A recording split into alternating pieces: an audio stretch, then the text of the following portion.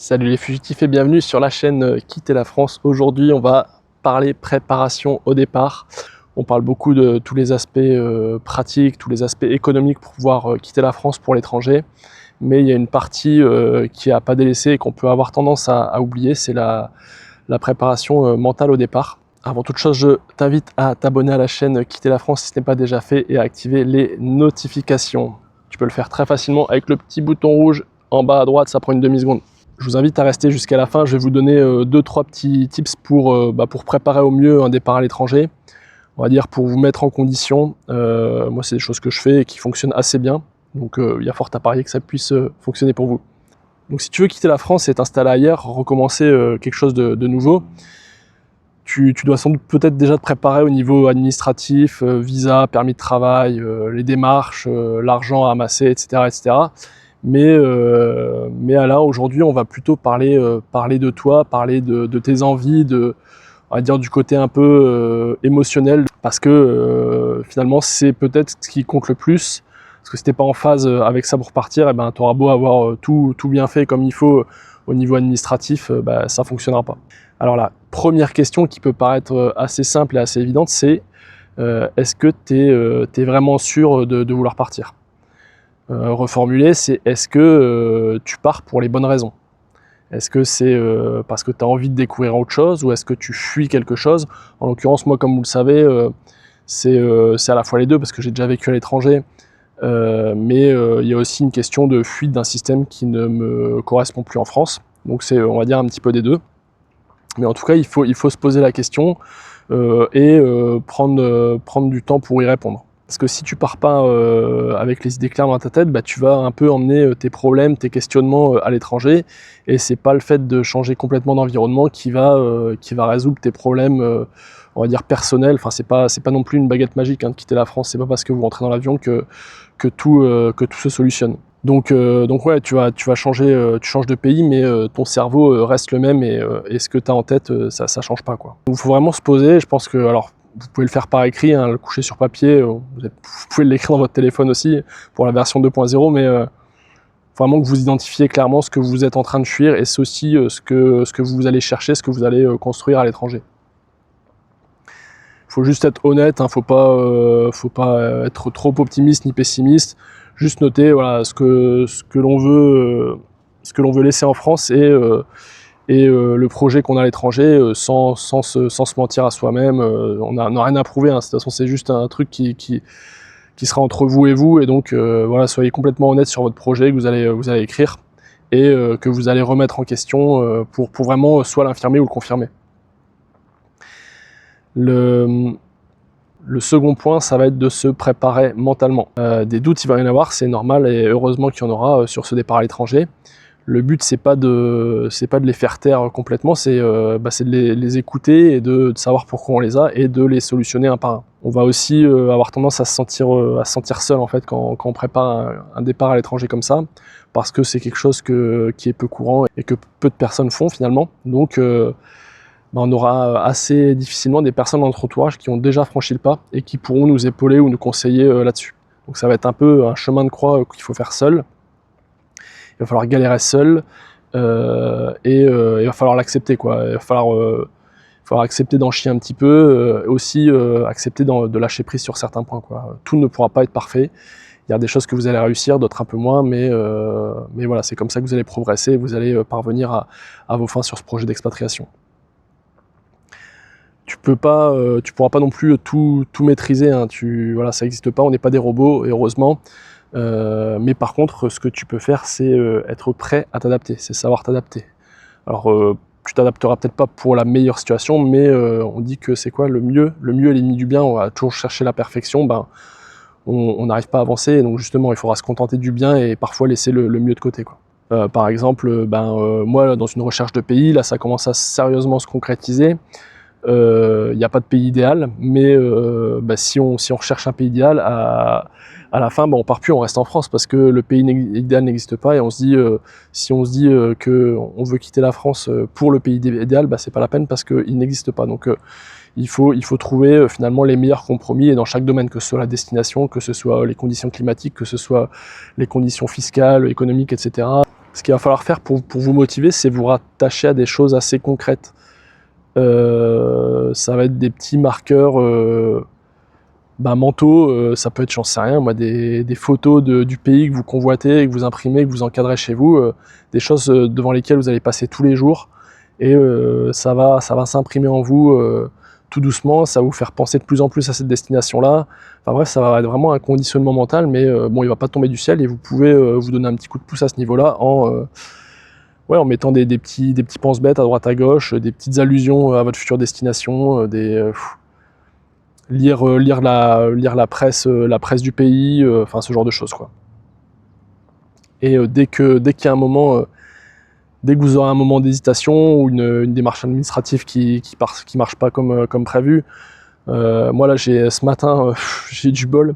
Je viens de me rendre compte que, alors je suis au taquet surtout sur l'administration, les billets d'avion, fiscalement comment ça se passe, etc. Enfin sur pas mal de détails importants. Et le plus gros détail, le truc le plus important finalement, j'ai fait grosse erreur de débutant alors que ça fait un moment que je voyage. Je me suis rendu compte que mon passeport expirait là en juillet 2025. Donc je suis allé ce matin là en urgence à la mairie faire un passeport. Alors c'est bon, ils m'ont dit qu'il y avait 3 semaines de délai. J'ai lu sur internet qu'il y avait 12 semaines. Là on m'a dit qu'il y avait 3 semaines, donc c'est plutôt cool. Mais ça aurait pu être un gros frein à me retrouver le jour J. Ah bah non, mon passeport est plus bon, il faudra attendre, etc. Alors que le billet d'avion est pris. Bon, c'était une petite parenthèse, mais très important, le passeport. Donc voilà, il faut se conditionner au fur et à mesure du temps, il faut rabâcher au cerveau, hein, comme je le dis dans le précédente vidéo, là, c'est du bourrage de crâne, hein, ni plus ni moins. Je vous renvoie d'ailleurs vers la vidéo qui traite ce sujet juste ici. Mais ça fonctionne, et donc il faut l'utiliser, et il faut se conditionner à quitter le pays, quoi. Dans la préparation humaine, il va y avoir bien évidemment les proches. Que dire aux proches? Est-ce qu'il faut leur dire? Est-ce qu'il ne faut pas leur dire? On pourrait être tenté de ne pas leur dire, parce que moi c'est un peu ma stratégie, dans le sens où à moins en parler, on est moins emmerdé dans ces démarches, on a moins de gens qui vont essayer de vous mettre des bâtons dans les roues. Ça fait penser d'ailleurs à la vidéo que j'avais faite sur Libère-toi de leur peur. C'est pareil, je mettrai le lien si vous êtes curieux, je vous invite à aller la voir. Mais pour s'affranchir des peurs des autres, au final, au moins on en dit, au mieux c'est. Maintenant, il y a une deuxième approche à ça, qui peut être de, justement, quand on est décidé à partir et qu'on veut acter la chose, et qu'on veut s'engager auprès des autres, pour, entre guillemets, ne plus pouvoir faire marche arrière par la suite, c'est de l'annoncer. Et de l'annoncer de manière officielle. Moi, c'est marrant, j'étais encore ce matin au téléphone avec ma mère par rapport pour le passeport, etc. Enfin bref, j'avais des doutes dans ces seconds prénoms, parce qu'on doit renseigner les seconds et troisième prénoms des parents. Et je l'appelle, mais elle me demande pourquoi tu refais ton passeport et ça. Je lui dis, mais écoute, non, mais on en a déjà parlé, je t'ai dit que je partais de France. Et là, elle a été un peu, pas prise au dépourvu, mais comme si les fois précédentes où je lui avais parlé de ça, elle pensait que c'était comme ça, une lubie, et que je le ferais pas, quoi, en fait. Et là, elle a eu la vérité qui l'a rattrapée, et elle commençait à être paniquée, etc. Et donc, il faudrait que j'en discute plus en profondeur avec elle, mais de l'annoncer et de le dire, ça va vous, je ne vais pas dire que ça va vous obliger à le faire, mais en tout cas c'est une première étape qui, si vous n'allez pas au bout, vous allez manquer à votre parole en quelque sorte, quoi. Donc vous avez un engagement moral, et même si voilà, le mieux c'est de pas dire grand chose, ça peut être bien de le dire aussi. Donc là, partager sur ce plan-là, je pense qu'il faut pas forcément le dire à tout le monde, mais peut-être le dire aux personnes les plus proches, quoi, vos frères, vos sœurs, vos parents, vos grands-parents, parce que c'est quelque chose qui se fait, hein, par correction, mais parce que voilà, c'est les personnes qui vous sont chères, et donc ils méritent de savoir un peu en avance au moins que vous allez quitter le pays. Et en plus de ça, ça va vous engager, et voilà. L'idée là-dedans, c'est même pas de convaincre, en fait, de convaincre votre père, votre mère, votre soeur, votre frère que c'est bien de partir. Enfin, c'est juste informer, quoi, en fait, informer. Alors ça peut être rassuré en disant, écoute, t'inquiète pas, j'ai quand même bien planché le sujet. Voilà, je sais que dans ce pays-là, il fait tel climat, la sécurité elle est comme ça, je sais que je peux facilement prendre l'avion pour aller à tel endroit, pour revenir éventuellement en France pour vous rendre visite. Il n'y a pas trop de décalage horaire, donc on pourra communiquer en journée, etc. etc. Enfin, vous pouvez rassurer vos proches comme ça, et le fait qu'ils soient rassurés, vous aussi ça va vous rassurer dans votre démarche, dans le sens où ils vont par ce biais valider, et donc ça va vous faire partir un peu plus en confiance. Enfin, en préparation mentale, on peut...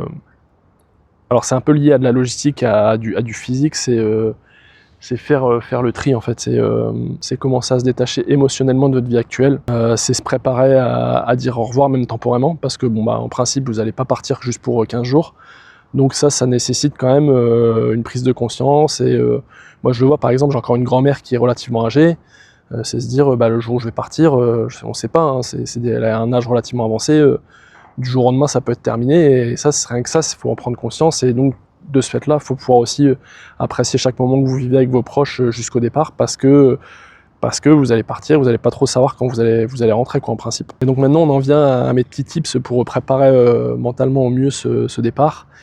Moi ce que je fais concrètement, c'est vraiment, je vais pas dire vivre comme si j'étais dans le pays de destination, mais vous allez pouvoir faire pas mal de choses, comme cuisiner un peu comme le pays de destination, comme écouter la radio du pays de destination. Je me souviens quand je travaillais en mer, on était en Arctique, on entendait la radio québécoise parfois, et rien que ça en fait ça dépayse. Donc maintenant sur le satellite on a plein de...